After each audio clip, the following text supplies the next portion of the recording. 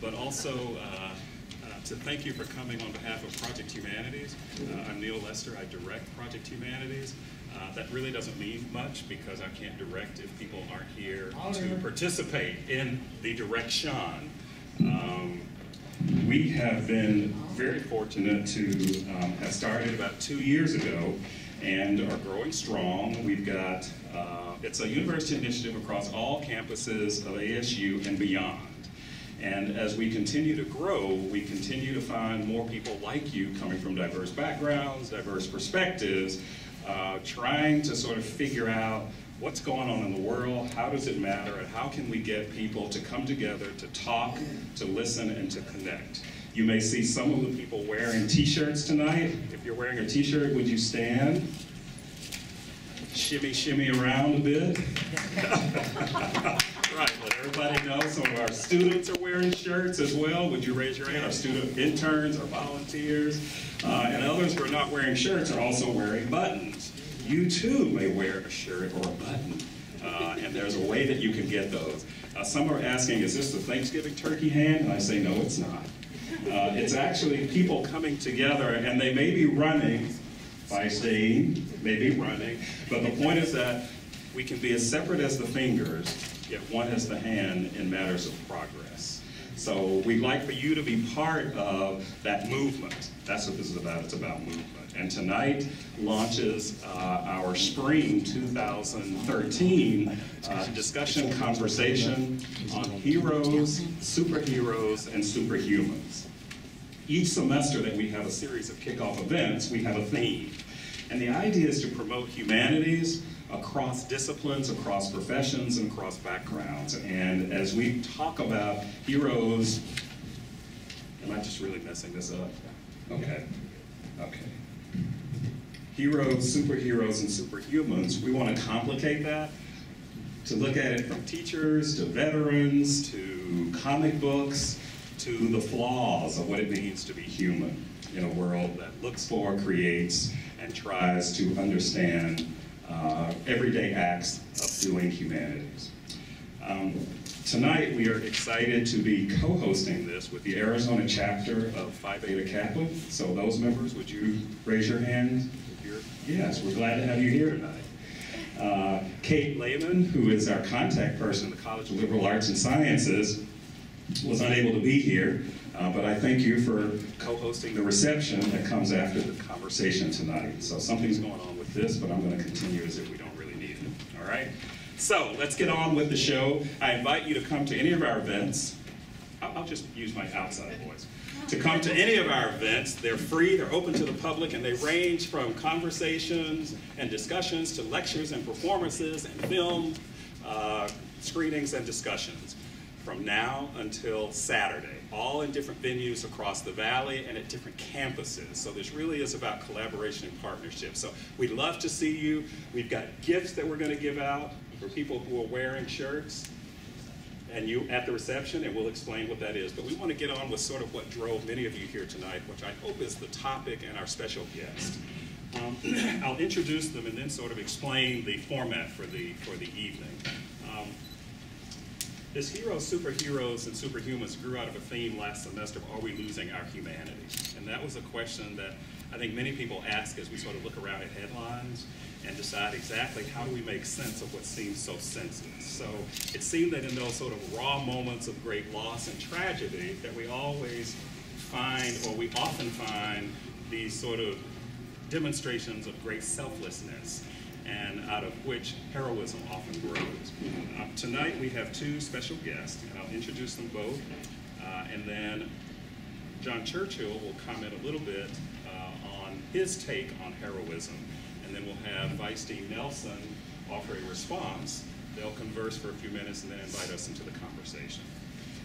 John Churchill is secretary of the Phi Beta Kappa Society, which is the nation's oldest academic honorary society. Many of you know that the society was founded in 1776 at the College of William and Mary and has 280 chapters on various college and university campuses with well over 500,000 living members. Do you cease being a member when you die? You joined the chapter eternal. Oh, yeah, that's it. The chapter at large. Okay. Its purpose is to advocate and recognize excellence in the study of liberal arts and sciences. And as secretary, Dr. Churchill is the Society's chief executive officer and the head of its national office there in D.C. He is the former vice president for academic affairs and dean of the college at Hendrix College, where he also served as professor of philosophy and twice as the interim president. His scholarly interests include philosophers like David Hume and topics in history of philosophy, the philosophy of religion, and the philosophy of liberal education. He's taught courses in the history of philosophy, history of religion, logic, ethics, interdisciplinary topics involving philosophy, literature, religion, history, and the classics. And he writes a weekly blog for Phi Beta Kappa titled From the Secretary, and it's available on the Phi Beta Kappa website. Joining him tonight will be Margaret Nelson, or as many of us know, Peggy Nelson, who is professor in the School of Human Evolution and Social Change, but also the vice dean of Barrett, the Honors College here at ASU, recognized for her excellence in teaching, both as a Centennial Professor, a Parents Association Professor of the Year, and President's Professor. She teaches classes that address critical thinking, research skills, and collaboration across traditional academic disciplines. In addition, she includes graduate students and undergraduates in her archaeological research and has conducted for the last 30 years research in the region of Southwest New Mexico. She has, in 2008, among many other honors she has received, was elected as a fellow to the American Association for the Advancement of Science. So would you join me in welcoming both Dr. Nelson and Dr. Churchill, and we'll ask Dr. Churchill to open the conversation on heroes, leaders, failings, and flaws. It has a nice rhythm to it. Heroes, leaders, failings, and flaws. What do we expect in and of and from those to whom we give power and responsibility? So please join me in welcoming them. Thanks very much, Neil. It's a delight to be here. I got to town late last night and woke up to your rainfall this morning and your chilly weather. So as I will leave the valley tomorrow, you will have an emissary to the rest of the country who can correct this vicious misconception about what kind of weather you have here. I'm going to be recommending this part of Arizona to people who like, for instance, New England in April. So thanks for arranging that. It's been very pleasant. I do want to say, in all sincerity, what great admiration I have, both for Project Humanities and for the Barrett Honors College here at ASU. These are signal efforts and very successful efforts to carry the work of humanities and of education in the liberal arts more broadly forward, and to put them to good use and put them to public use, to encourage the kind of work among young people that we will want to see for the flourishing of our country. I visited Karen Brune's class this morning and got to meet some of the students in Barrett. Very impressed with the way they dealt with very demanding texts written in the middle of the 19th century and translated from what must have been tortuous German. And they struggled beautifully with those texts and did a very good and impressive job. A welcome also from Phi Beta Kappa nationally to those of you who are in the Phi Beta Kappa Association here in the Valley. Thank you for your continuing ties to the organization. And to you, I'll let everyone overhear this. Phi Beta Kappa is in the planning stages of a major national advocacy initiative for education in the liberal arts and sciences. And we'll all be hearing more about that in weeks and months to come. But our aim is to reframe the conversation that this country is having about the purposes of higher education, to broaden that frame and help do what we can to take that conversation about the purpose of higher education in America out of what you might think of as first job syndrome, which has characterized so much of the concern, and look at the broader purposes, the broader economic purposes, but also the purposes in supporting democracy, the purposes in giving people the skills and and abilities to live fully human lives and to help them cope with questions of meaning and value. We want our state legislators and the trustees of colleges and universities around the country to be looking at that broad scope of issues and not just the sort of narrow stuff that we've been hearing for the last few years. So that's my pitch for what Phi Beta Kappa is up to. I want to thank you again, Neil, for the chance to come. When I saw this topic of the overall project, Heroes, Superheroes, and Superhumans, that fell into my thinking at a moment when the country was undergoing yet another one of those stretches that we've all become so familiar with, seeing some very, very highly respected, prominent, high-performing, and important public person, somebody we're used to seeing on television and in the newspapers, brought low by a personal scandal. Yet again. And we all went through the same drill. Him? Oh, heavens. Who'd have thought? Let the record show there was chuckling. Yes, indeed, because we do seem to go through the same script over and over again with alarming frequency. And it may seem that there has been a sort of outbreak, a rash of unseemly behavior, not only among elected officials, publicly appointed officials, outside the political and the governmental realm. If you look at sports and you think about the last 18 months or so and the ways that the country has seen one of the icons of major college football brought low and his statue removed. The way those poor benighted souls who care about Arkansas Razorback football saw their little demigod brought low by a motorcycle wreck with the wrong passenger on board. Other places in sports, and Peggy, I think you may be thinking of talking about some more sports. In entertainment, the ways that people who got lifted up for our admiration turn out to have critical failings on inspection. You know, I'm going to talk just to set the stage. I'm not going to talk about these things. I'm going to mention them just to sort of set the stage and refresh your memory about things we all have in our cultural past and fairly immediate cultural past. Such touchstones as that blue dress that never made it to the dry cleaners. The Appalachian Trail. I was incognito or incommunicado because I was hiking the Appalachian Trail. The identity client number 9 at the Mayflower Hotel. If you don't know the Mayflower, it's on Connecticut Avenue in Washington, probably a half a mile from the White House. It's as fancy a piece of hostelry as you will find in the District of Columbia. We've had members of Congress texting photographs of themselves or parts of themselves, leaving office as a result. We've had NFL quarterbacks doing pretty much the same thing.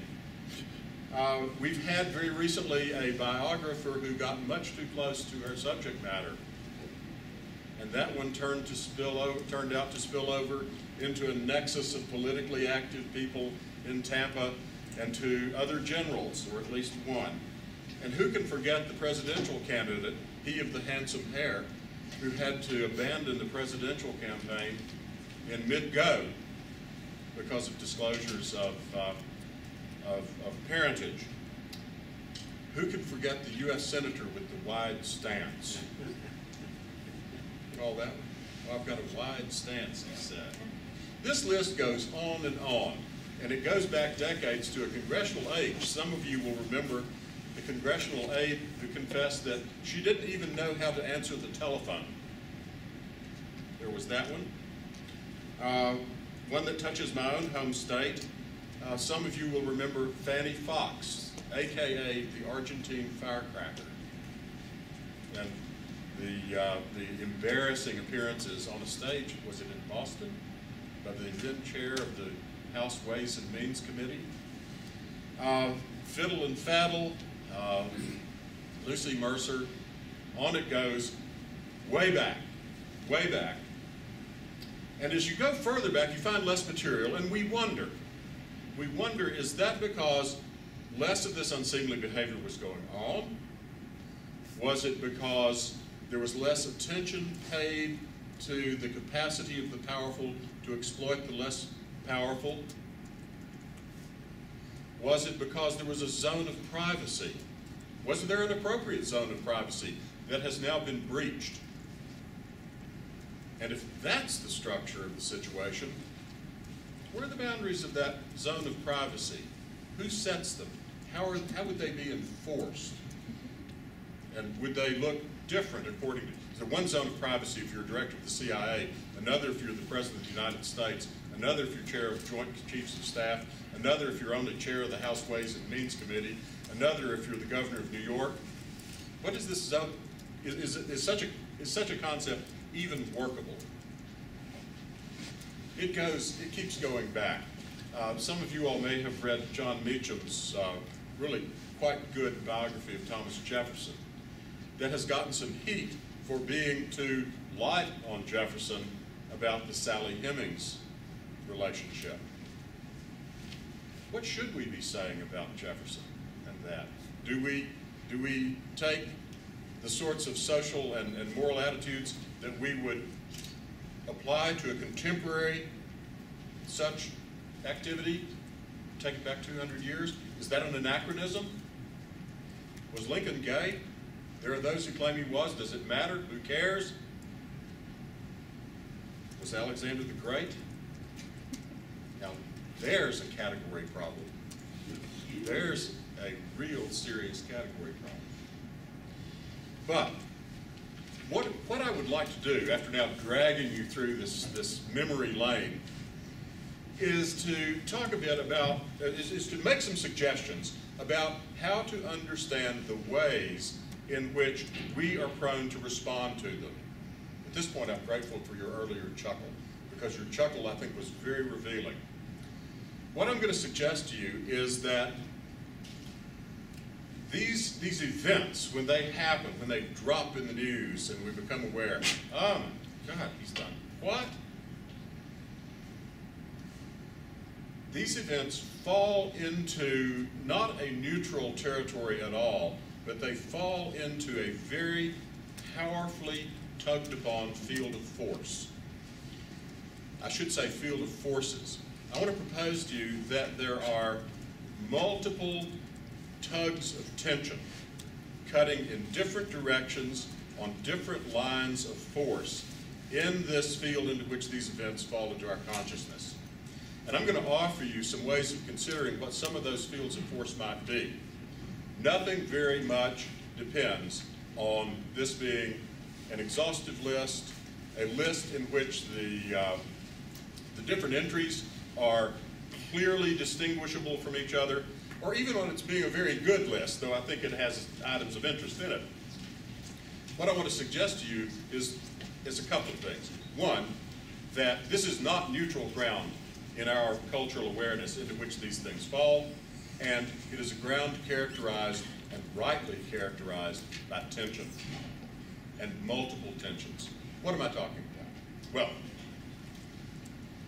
let's say, hypothetically of course, that it falls to our attention that so-and-so, well-known public figure, trusted, spotless reputation, upright person, has been exposed in some dreadful scandal of unseemly behavior. What do we want to do? Where does this strike us? Well, one of the things we want to say is, oh, God, that's just wrong. I hate it.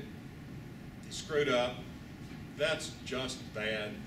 We want to condemn it. We want to say, that's not okay. And we want to say that in all sincerity. Because we don't, President's fooling around with the terms. We don't want people sleeping with their biographers, or reporting to them, so forth. we want to say sincerely, morally, that's not okay. At the same time, I kind of want to hear a little bit more about it. This is interesting. It engages a kind of dimension of our interest in the human experience that is kind of interesting. Oh, Prince Harry, nude photographs from a suite of rooms in Vegas. The girls nude too? Oh wow. Can you find that on the net? There is a prurience, I submit to you, that operates in our take on these things, that operates sort of like an alternative or like a complementary star rotating around our moral condemnation. So there's this tension of, that's wrong. Nobody should have done that. There must be consequences. And also this bit of, oh, yeah, let's hear some more about that.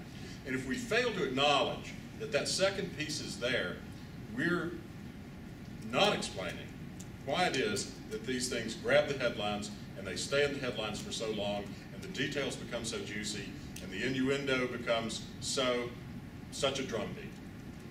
So, there's one tension. But let me pose a question about that one before I move on to another one. And that tension is this, or what I want to ask is this. This duality, this dualism between the moralism and the prurience, is that just in us as human beings? Are we, sort of, for evolutionary reasons, whatever, just made that way?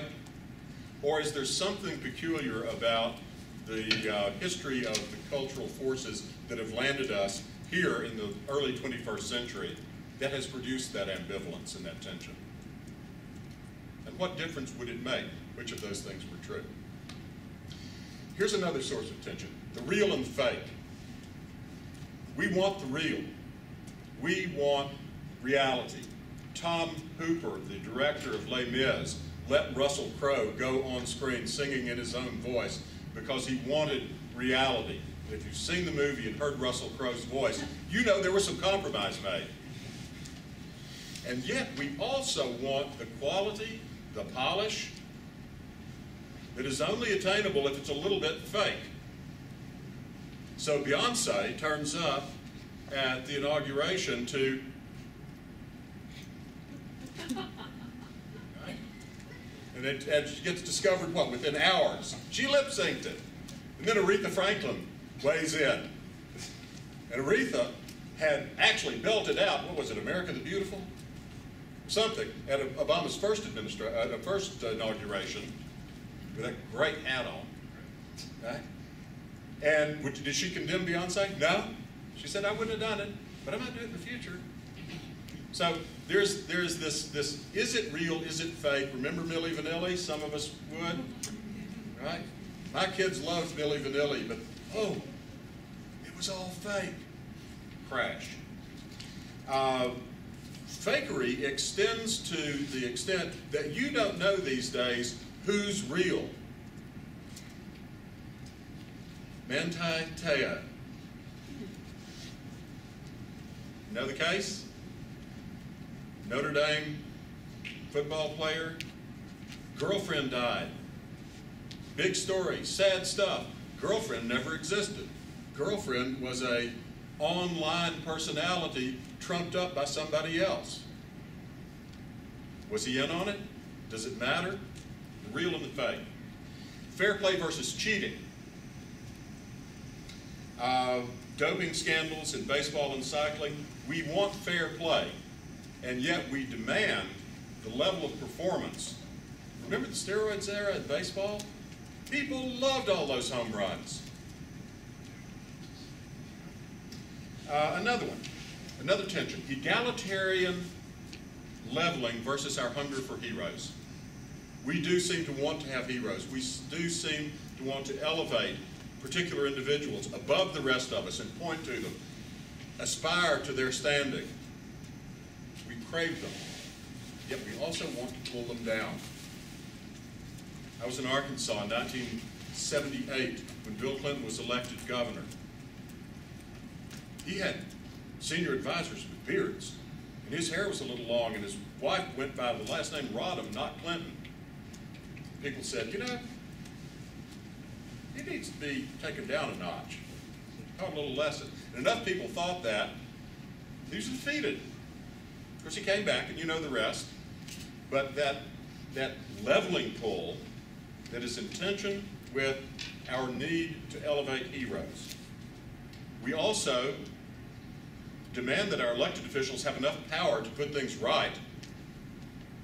So Obama's got a lot of criticism over not pushing hard enough on things, not being powerful and assertive enough.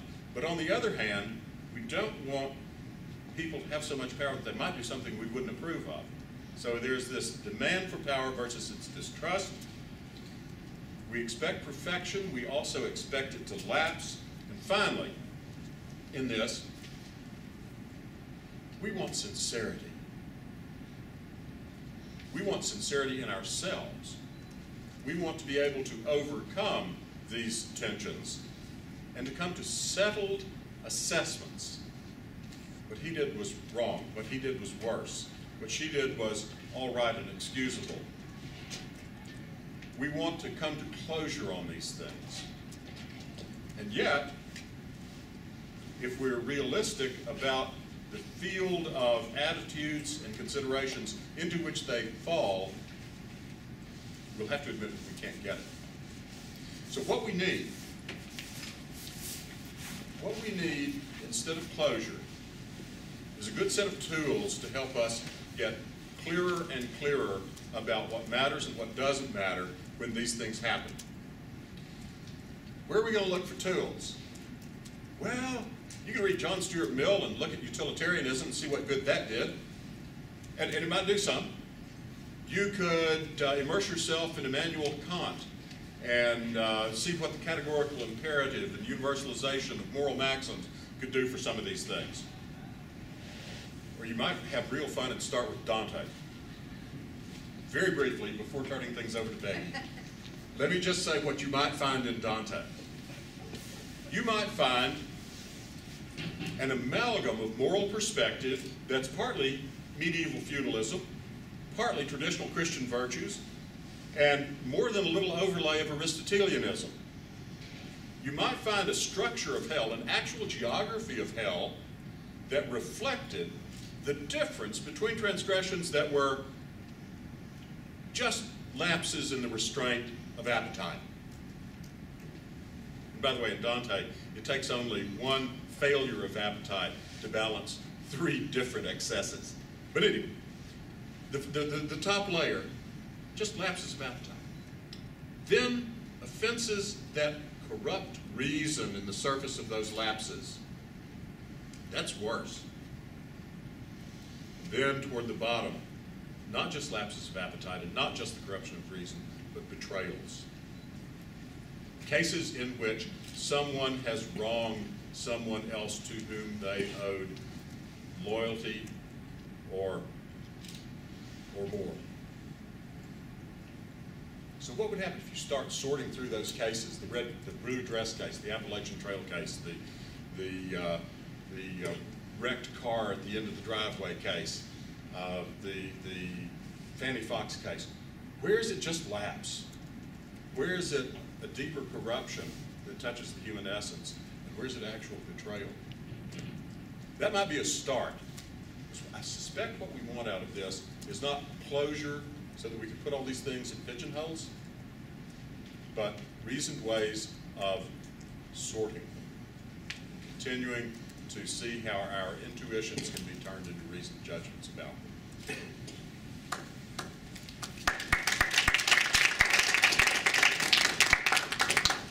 Wow, I have to speak after Dante. You know, that's hard. Let me try this. Can you hear me? No. No? Now? Now? No. My microphone is on, but no. Is that right? Now, can you hear me? No? No. It's not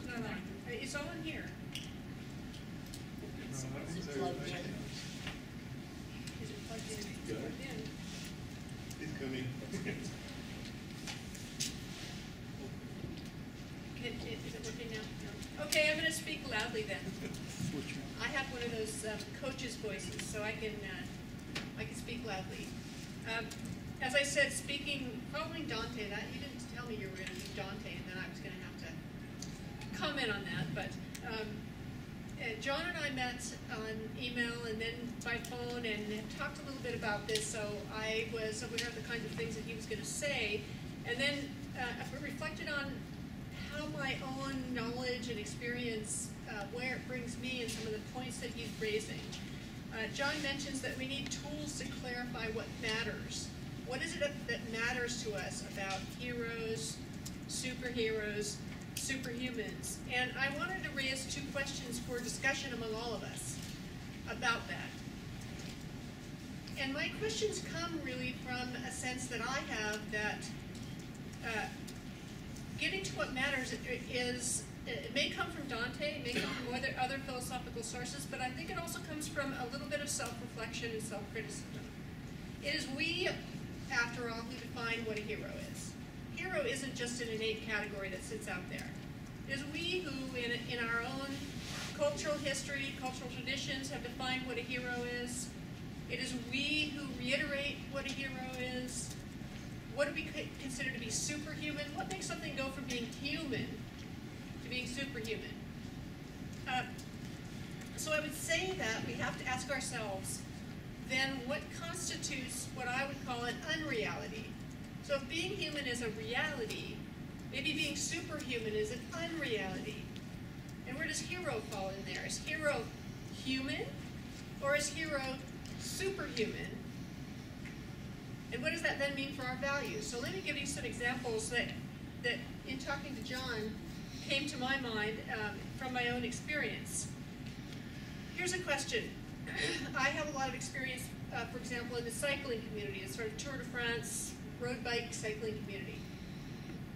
The Tour de France, if you're not familiar with it, is a 21-day race that I think exceeds 2,000 miles. It's a very excruciating race. How many sequential days in a 21-day race can a human, not a superhuman, a human, be at the front of the race? How many days? Not very many.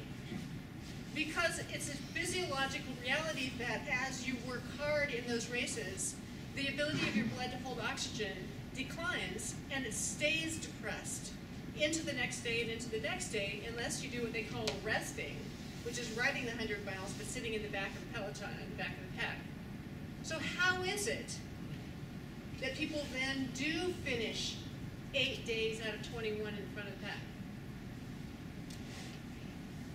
Well, we found out recently how they do that. EPO and other blood doping alternatives. Who are we celebrating?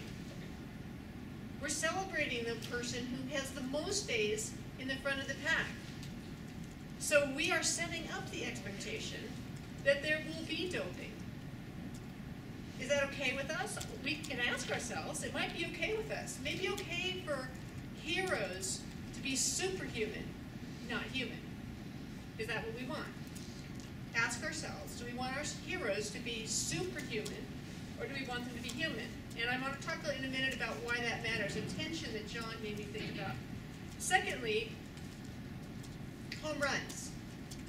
Baseball players hitting home runs. I went and looked at the record. I have played ball all my life, so I was aware of this record because Roger Maris was one of my heroes when I was growing up because I was going to be a baseball player, professional baseball player.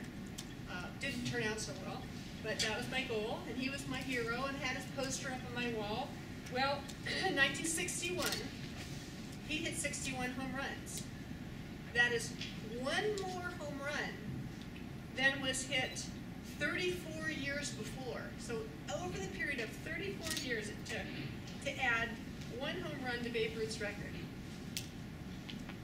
Maybe that's the measure where we hit the peak of humanness. I don't know what it is, but that to me is one measure because 37 years later, when we get into where the Book of Records puts an asterisk and says the steroid period, we all of a sudden jump to 9 more home runs, and then 10 more home runs. Have we passed, are our heroes moved from being humans to being superhumans, and is that okay with us? It's a question. I don't know that there is a straightforward answer, but our own self-reflection on our role in allowing heroism to shift from humanness to superhumanness can maybe cause us to be a little bit critical about those categories and how we use them in our own society. And, you know, there are others. How large can a football lineman be? A lot of the stories we're hearing about injury right now in football are about that superhuman transformation we've allowed to happen in that sport. How fast can a sprinter run? Usain Bolt and his wonderful records. Has he passed into being a superhuman, or is he human? Have we asked that question? Does it matter to us? Why does the question matter? Because we and our children admire these people. And we and our children elevate them in our society. And so they become role models and goals for us. And if we let our heroes become superhuman, we move them out of the realm of what we as a society consider to be appropriate behavior. A lot of the lack of appropriate behavior that John's talking about. And this takes me to my second point. Not only do we need to be self-critical, but we have to look at the tension. Seeing some of these fantastic accomplishments. I'm a cycling fan, so watching the Tour de France, I just thought it was beautiful, beautiful to see Lance Armstrong climbing those climbs. And my own son, whose motivation was to be a professional cyclist from the time he was 11 years old, saw the same thing and thought, I can do that.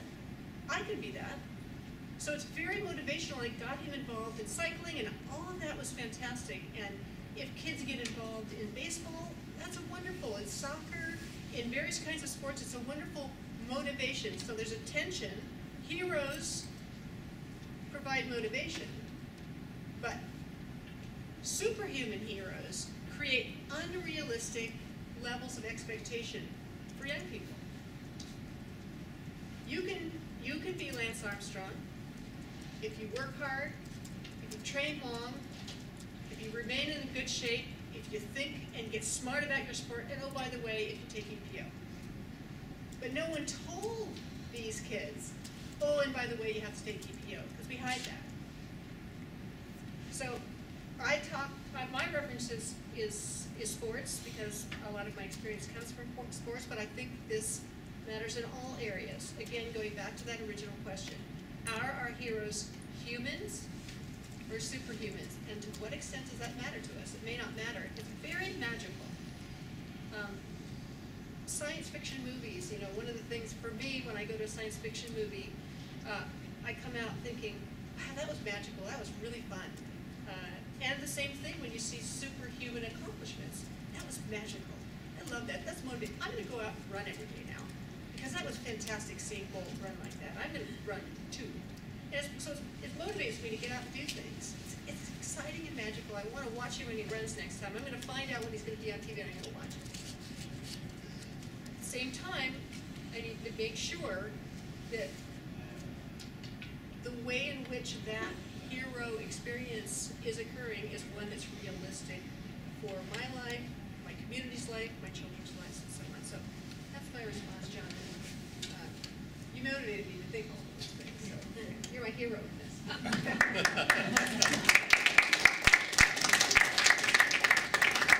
Okay, let's join the conversation. You want to do that, or do you want to respond? Could I just want to say one thing, and maybe turn it into a question to be sure. Peggy, I think your initial point, and there's so much value in what you say, that initial point about acknowledging our complicity in the construction of these heroes and the demanding of this superhuman status and performance out of them is, I think, at the core of much of this. And the question that I would pose for general discussion is this. If you buy that, if you buy that we are, all of us, to some degree, complicitous, what can we hope to have the reflective, self-critical, and sort of inwardly directed examination of our own motives that make us complicitous? To get them out there so that we can examine them and decide whether we want to embrace them and continue them or not. Is that a project we could undertake? What do you think? All right, that's our cue. That was a call, and now we can respond. So who wants to start? Yes. And use your outside voice so we can all hear you, okay? I shall try. Okay, all right.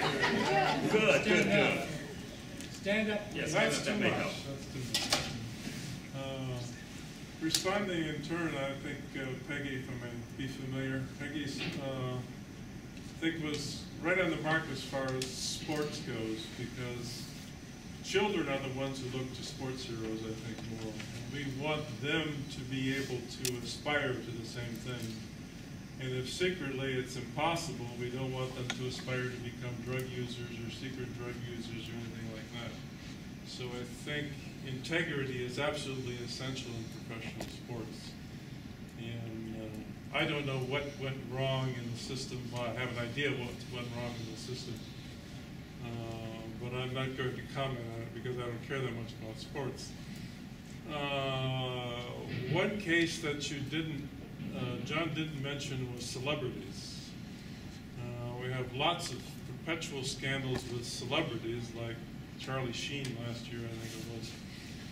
And for me, that kind of thing goes with the territory. I don't see how anyone can be so egotistical as to become a movie star or a TV star without having a serious moral feeling of some sort. I mean, that goes with the territory.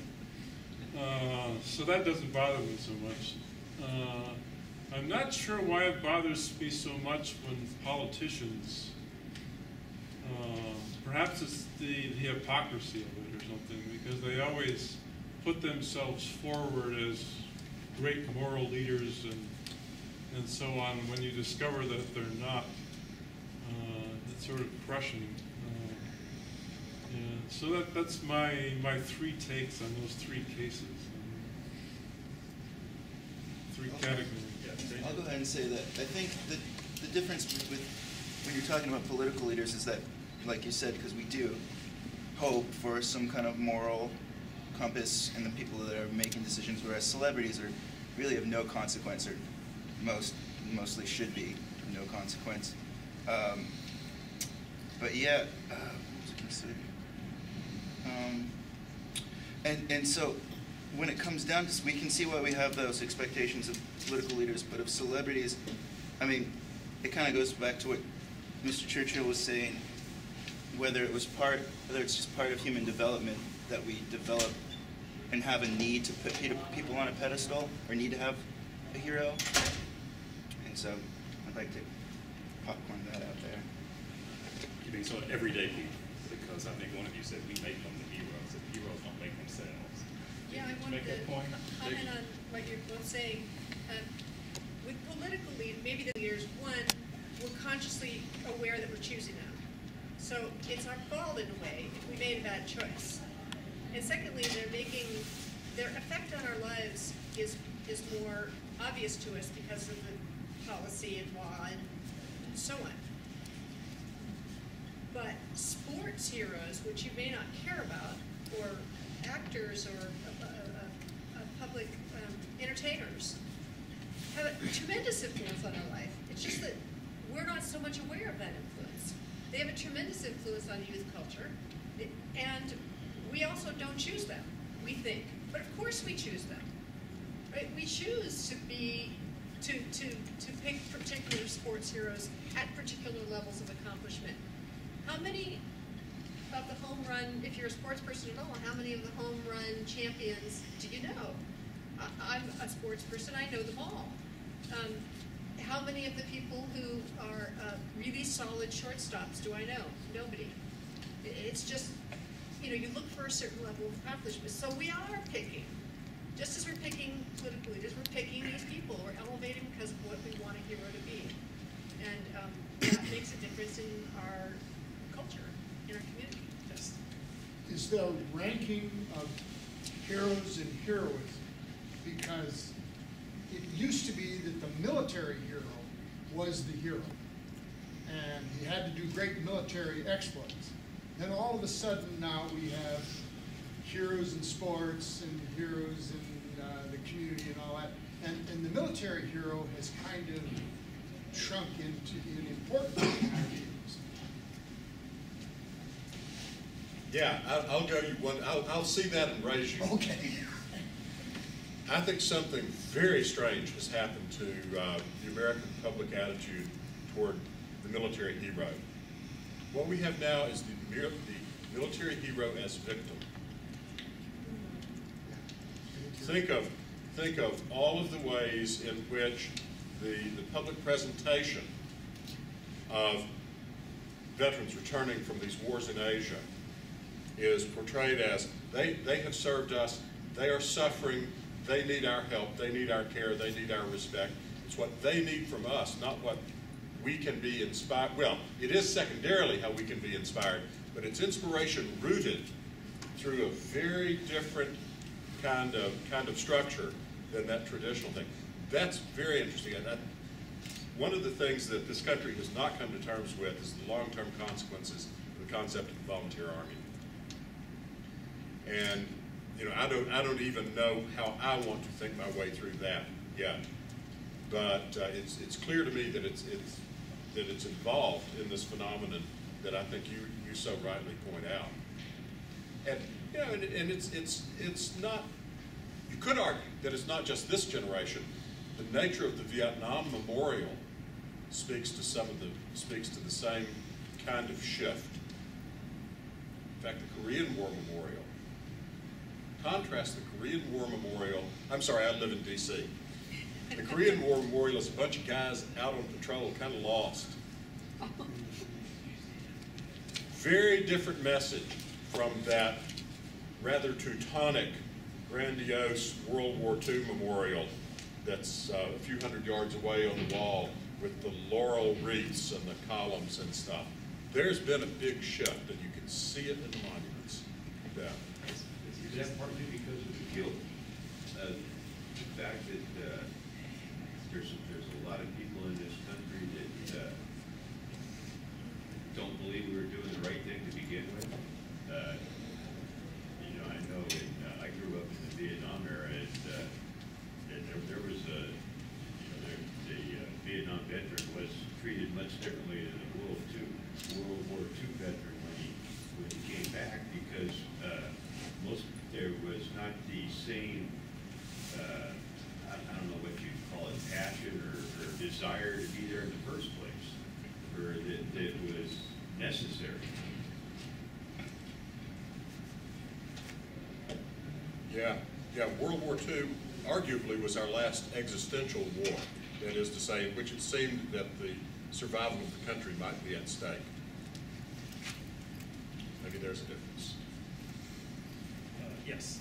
Don, did you have a comment first? Go ahead. Okay, go ahead. It was the children of the World War II veterans who made the anti-war movement as important as it became. Their fathers did not come home loving the military. Their fathers came home hating the officers. And they wouldn't talk very much about it. And the children learned that being a soldier was not a good thing. And so they knew that you could go to Canada, that you could go underground, that you could use a fake term paper. When the 2S deferment went on the way back from the meeting at which we were told that, the entire faculty stood still and said, "We're not God." And we inflated all the grades. And then I did that at NYU. And every college in the country did that. And so the heroes were now the ones who opposed the war. Why? Because what's been left out of this is the role of the media and the reporting. And if we don't make heroes, the mass media do. And if we don't set ridiculous levels for achievement, the mass media do. I was never part of that, because if I was on a team, the team lost. I had no ability whatsoever, and all my friends knew. And the whole neighborhood was grateful when they started dividing up into teams. And I said, "I'm sorry, I have to go to the bathroom." And I went upstairs to read.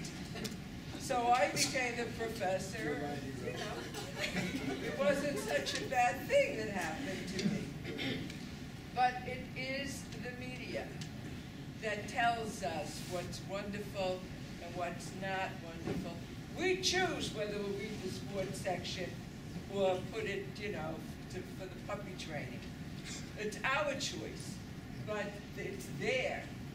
And we have it in the news broadcasts.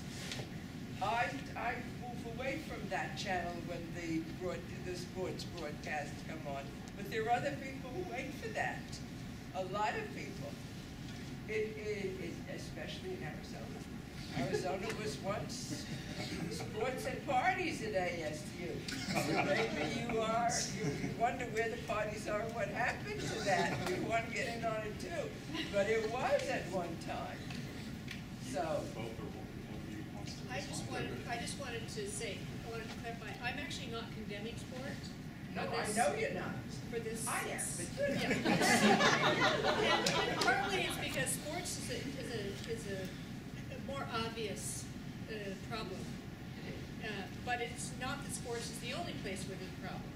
And so it's an example that raises the bigger question of what constitutes a hero for us.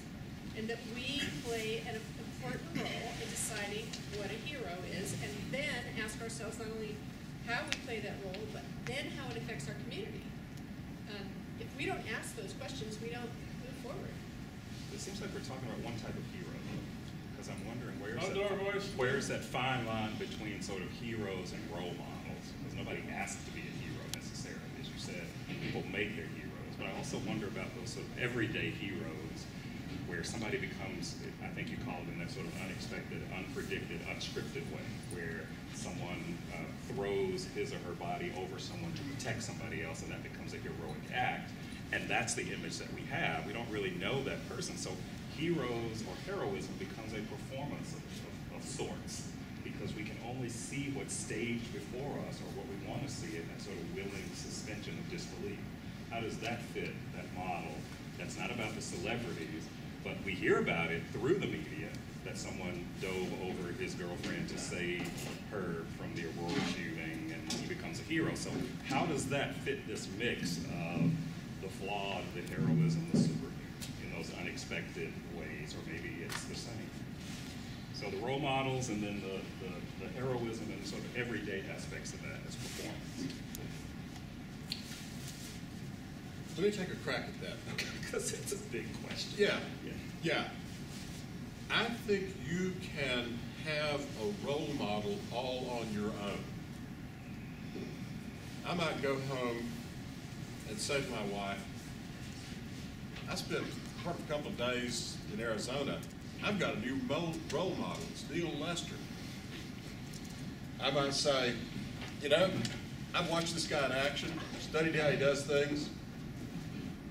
I'm going to learn from that model. And I can do that absolutely just as an individual. I might even not tell my wife about it, right? So role model, you can take on a role model, and we do talk about taking on heroes personally, but I don't think that's the sense in which we're talking about it here. So there's no blurred line. I want to hold that out. Okay. I want to take your one-time heroic instance thing. Okay. That's not a role model. Well, it might be a role model in a very, you know, in a very confined sense. But that's just that's a case. That's where we want to say, boy, under circumstances like that, which would happen in most people's lives, not at all. I hope I would have the guts to do the same thing. You know, I jumped down on the tracks in the metro station and hauled somebody up to the platform. And the train sustained, and that will never be repeated. Yeah. But heroes in the sense in which we're talking about them, I think, Maris and Matt, Ruth, and Gehrig, and Hank Greenberg, right? These are, we participate in our relationship to them in concert with many others. And that's why I leaned toward Peggy when I got to Hank Greenberg to show that she and I were part of the same sort of family of recognizing that hero. And that's the point at which I want to get at. I want to take us back to this question about complicity. Because if in that sense, we strive for heroes whom we share with others, and part of our bonding with others, if you read the latest issue of People and found out about so-and-so's divorce, part of our bonding with others is the sharing of those heroes. So the structure of our relationship, its values, are now bound up with those people that we identify. My hunch is that much of what goes on at this level of popular culture, in sports, in religion, in entertainment, in politics, for some people in the really highfalutin arts, are various versions in which we exercise our craving for shared, mass, intense emotional experience.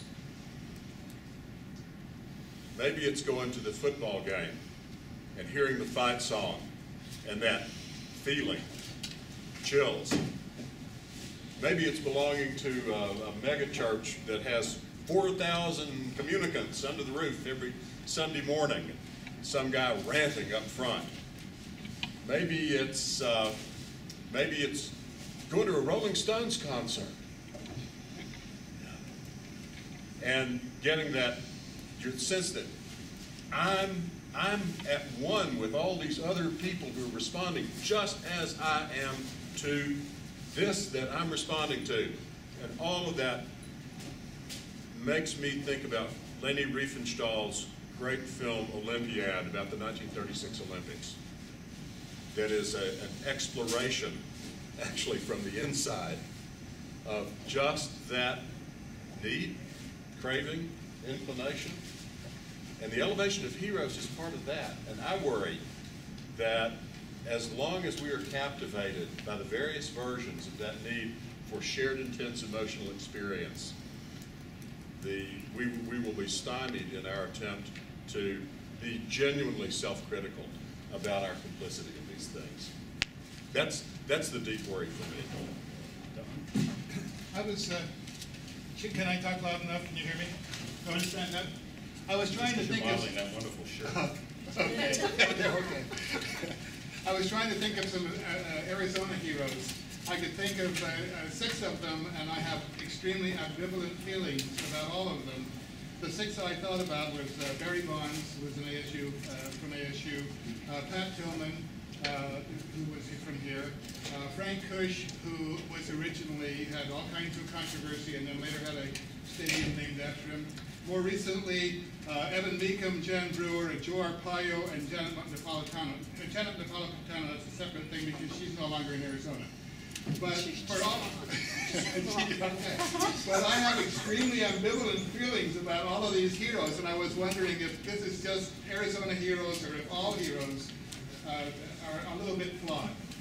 Is that like all people are a little bit flawed? Yeah.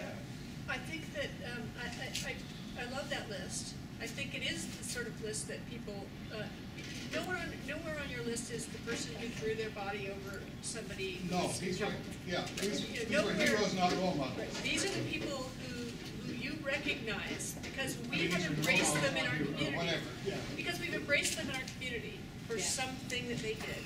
Yeah. And we have embraced and elevated them for this thing that they did, or these things that they do. And they've all made national news for one reason or another, too. Yeah. Right, and we've elevated them for a particular thing or set of things that they do. Mm-hmm. They all do bad things. We all do bad things. Yeah. We are all flawed. But and as you were telling, well, I'm not, but everybody else is. But I just wanted to say, and this is something that you raised. You raised that we have flaws, and so when one of these people who's done something that's elevated them, their flaw becomes nationally visible because of news. Yes. Then all of a sudden we're shocked, as though they can't have flaws, but we can. So I think you raise a really good point. But you can sort of be redeemed, though, right? Even if you fall under grace, because we also have that power of forgiving or forgetting. Well, so that a hero who falls, I mean, if Lance Armstrong in time, he may actually get in people's good graces again, right? the last U.S. president who was impeached, though not convicted, would have been a serious contender in the last 4 presidential elections had his personal inclination and the United States Constitution permitted him to run. Yes. Not saying he would have won any of those elections, but he would have been a serious contender. So is that forgiveness? Yes, sir.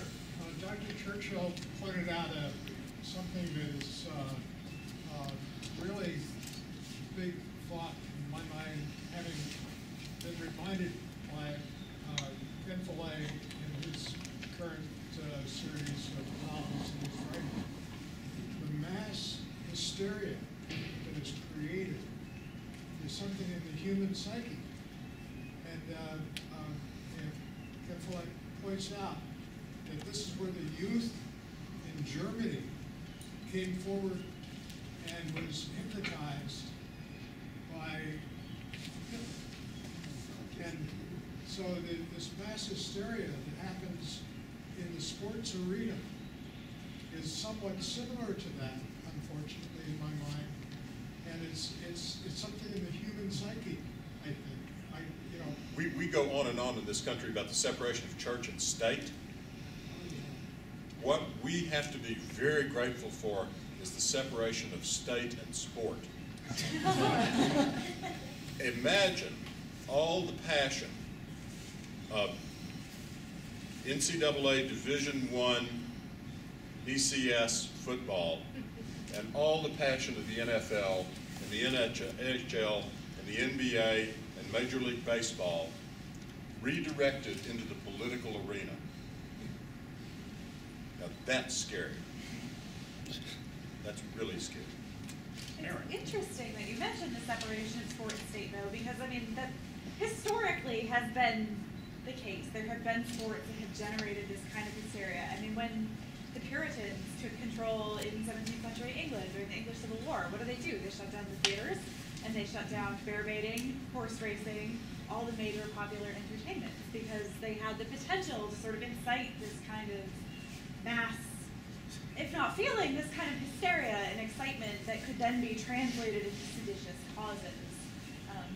So it's interesting to mention. Yes, sir. Yeah, I just want to comment on how we're using the word hero.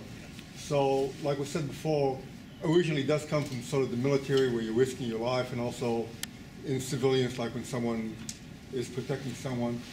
And on the other hand, it's coming from sports and also from entertainment.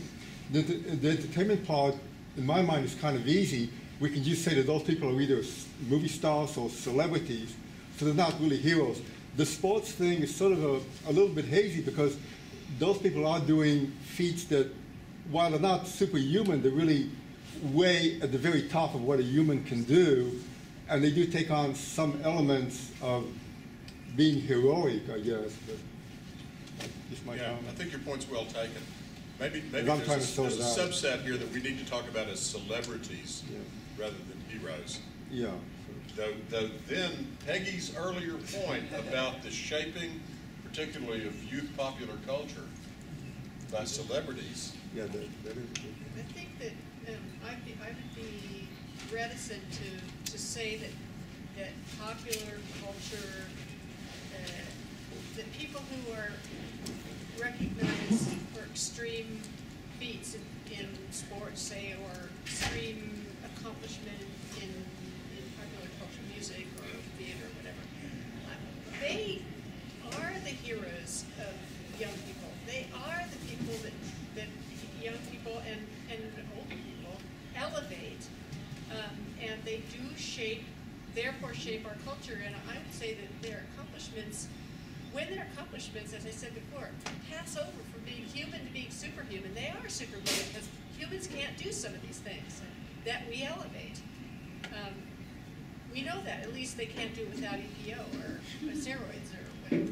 I think it's the impossibility of that, though. Because no hero can sort of remain at that level. And they only remain at that level if people don't know them. So, for example, if we talk about Louder, please. if we talk about Martin Luther King, for example, and we talk about him as this great leader for many, when people found out about his womanizing, that somehow tainted this sort of ideal. And so I'm wondering if the idea of heroism is that the hero will eventually fall. It's just a matter of discovering what those things are behind the scenes. And it again becomes like a performance. It's like what you don't know creates the sort of heroism, as opposed to what you know. Because when you know, the people cease to be elevated like that. The more human. Right? Kenji, complicate it for us. So my question to our esteemed panelists and to the group, I'm not a sports fan, but I've talked with my husband, who's a major Tour de France fan, a lot about the Lance Armstrong question. And so my question for the group is, well, what if we were to open up sports to that level of beyond human capability? What if we were to say, in the world of the sports arena, because we already do it with celebrities, we already lip sync, we already have enhancements for body and hair and face and voice modulation. So we already do it in our entertainment arena. Now what if we were to open up sports to letting athletes, as skillfully as they possibly can, do what Lance Armstrong did and take that to the nth degree? Why is that so distasteful to us? What possibilities for good or for bad could it open? I mean, could it open up a whole realm of medical enhancements where we know from athletes' success that the average human being can expand their lifespan or their ability to overcome cancer, their ability to become super athletes at 56 and 70 years old? What are the negative repercussions of opening up ourselves to that possibility? So outright acknowledging it. Yeah, just putting it out there, saying, you know what, this particular sport is going to be no longer limited to natural body capabilities. We're going to say, if you can figure it out how to do it, and are disclosing it to everybody, what kind of research and development might come from that? Neil, I wanted to we got some comments on that. Good provocative. Story just to illustrate the way I'm thinking the answer, how I would respond to your question. I've been involved in a lot of these debates about Lance Armstrong. I want to tell you a story about it.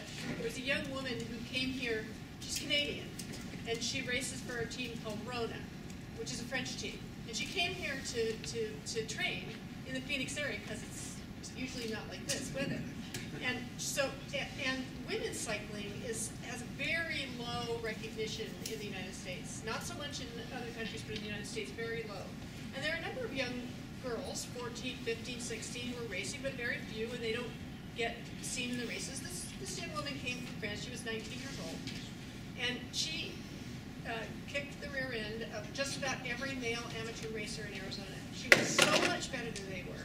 She was winning all the races, male or female, all the time. And the moms and dads of these girls said, look, you can do this if you just work hard and train hard and focus and learn how to do this well. You can do this. oh, by the way, we found out that when she was 14, she started doping. And when, by the time she was 19, she'd been doping for 5 years. Her father was helping her dope. She was doping for 5 years. And then you have to ask yourself, as a community, do we want our young girls to aspire to something that they clearly have to dope to do? That's to me, that's the Lance Armstrong question. Is that what we want for our community? If that isn't what we want for our community, we've got to really rethink what we mean by human hero and superhuman hero. Yes. I want to take the Lance Armstrong doping to swimming, where the suits that the people wear are as much a non-human thing as doping is, and we say that's all right. So the question really is, what is all right and what is not all right? Doping is bad, but something that gives you a super advantage is okay? Well, that's interesting because I watched the Summer Olympics and there was the guy with the legs. With the legs. I was telling John about With this. the legs, and I couldn't believe some of the comments I kept hearing from those who had legs, and they were saying, "Oh, that's unfair." If he had won, I think we'd be having a really different kind of conversation about fairness. And you think about what seems to me the illogic of that, to imagine that you chop your legs off in order to get these prosthetic things because they make you go faster for a race. Well, Or artificial hips that would be more efficient. Right. Maybe motorized muscles. I mean, pretty soon, the people getting into the starting blocks are robots. I have a question because that is what you're pushing Right, for, that is right? what you're asking. Yeah. Well, isn't that when our technology is moving us forward, though? I mean, we're having a session tomorrow on transhumanism that I think will address some of that. Not new. The paradigmatic superhero has superhuman powers. He flies. He has X-ray vision. He jumps tall buildings at a single bound. Is that Spider? Is that Spider? No, I meant to be describing Superman. Superman. I'm climbing buildings. I'm not up on my superheroes, but I will be by Friday. Well, anyway. Man of Steel. So Kenja, the problem you pose goes all the way back to the beginning of the superhero concept, which emerges, by the way, in the middle to late 1930s, at least in American popular culture, in the shape of Superman. Batman, as I recall, has no superhuman powers.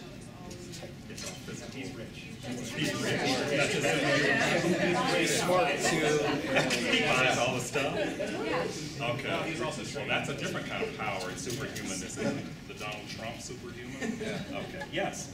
I think we want our heroes to abide by the rules. So if the rules are agreed upon, then even though you could do better not abiding by the rules, in politics or in sport or whatever, we would like our heroes to abide by the rules. When they don't, I think there is a legitimate reason to say they're not as heroic as they might be. Which kinds of rules? Well, the rules for not doping. Oh, okay. The rules for not selling your vote. Yeah, is doping wrong because it's unfair, or because it's transhuman? Well, right. I mean, you can make an argument either way. There's different arguments. And of course, we make the rules, and then Neil said technology's pushing us or moving us. I think we're allowing ourselves to be moved. You know, how do these? Did you see the Olympics with the guy with the springy legs? Yeah. You know, there's no rule for that, or they had to make rules for that, and then that becomes. Is it okay if you don't use EPO, but you take your blood out when you're not competing, and then transfuse your own blood back into your system to increase your oxygen capacity for further racing days? Until people do these things, there's no rules. So that's across the board, it's not just sport. Patrick, and then here and here. Yes. In sports culture, at least, and thinking back to like the original sort of reason for the Olympics, I mean, to think about the fact you're getting people as peers to come together and compete. When you allow doping, it's not so much that, I would say it's less about ethics in the sense of the fair play and the fact that who are you eliminating? Who can't afford to dope? Who can't afford the other technologies? And you might be eliminating a population who advances in one area or not. I mean, it's the whole idea of Olympics and world competitions, bringing together everyone on an even scale. Right? Let's get this. One thing we haven't talked about is when I was a small child growing up, the greatest hero in the world was Roy and Gabby and Dale and Hoppy. You know those guys? And they were wonderful. And they were on the screen every week and on Saturday, and they had a episode that ran forever. 15 episodes, and you got there and all of a sudden, and that's the kind of hero that taught a lesson, that said this is the way the world is, and you go forth and emulate us. And we don't seem to have that. It seemed to have gone by the wayside. The lesson, particularly. But that was a construction too, though. Yes. That was a construction in a moment. Yes, sir. A moment of moral innocence in America. And sometimes we want that, right? We want to cling to that kind of ignorance or moral innocence. Yeah. Right. Yes. The gentleman here listed some Arizona heroes, and I just wanted to add to the list. The Navajo code talkers, to me, are real heroes. Real heroes. And they do not claim to be superhuman. They don't claim to be real heroes, but they, in my opinion, are our real Arizona heroes. Yes. What makes them real Arizona heroes? To me, and I know some of the code talkers, they are very self-effacing. They don't have any doubts about what they did, but they don't brag about what they did. And they are, to me, the real heroes in Arizona. Gentleman back here, you want to no, end it, and then we'll have our reception, and we can continue? Well, no, that's going to come off was the fact that talking about the doping, that most of our heroes, we like to believe that we can all grow up to be that person, and the idea that any one of us, I could, if I wanted to, dope up and be a super champion of some sport, move out, go for it, or something.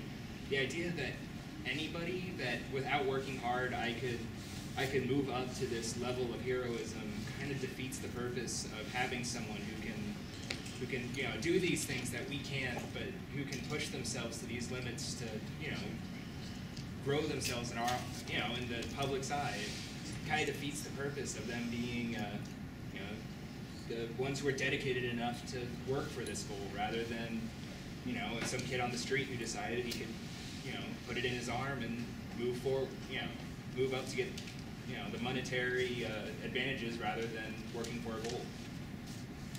Last burning observations before we break for our reception, because we're just starting a conversation that we hope will last, but we know that will last throughout this week and beyond.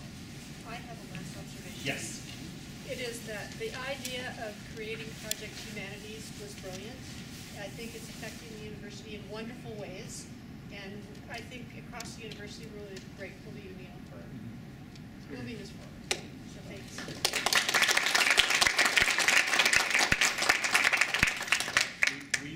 We are listening, and we're trying to respond, so we want you to know as much as you can about the programs. We try to offer a diverse menu of options around the valley. We've got film screenings, we've got multiple events in multiple places on the same night so that you have choices.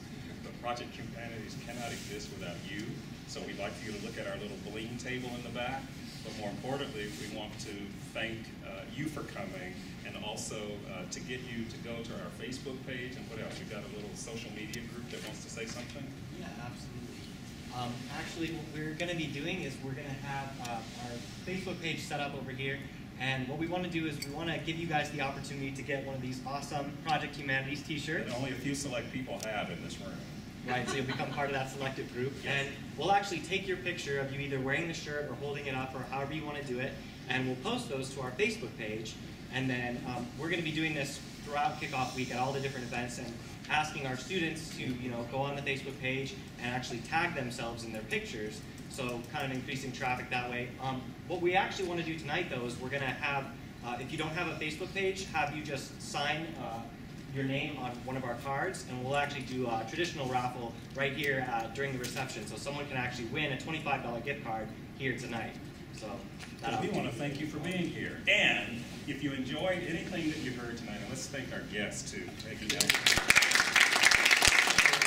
Launching the conversation. But if there's anything that you liked about it, please tell somebody about it. We've got lots of events. If you didn't like it, we prefer that you just keep quiet. All right? So please, please, please enjoy the treat that the Arizona chapter of Phi Beta Kappa has kindly graced us with over here on the side, and continue the conversation. So humanities.asu.edu will give you the details of the events for the rest of the week, and we so want to see you there, and it increases your chances of getting those $25 gift cards. So thanks again. Please don't leave. Eat some food. Thank you very much.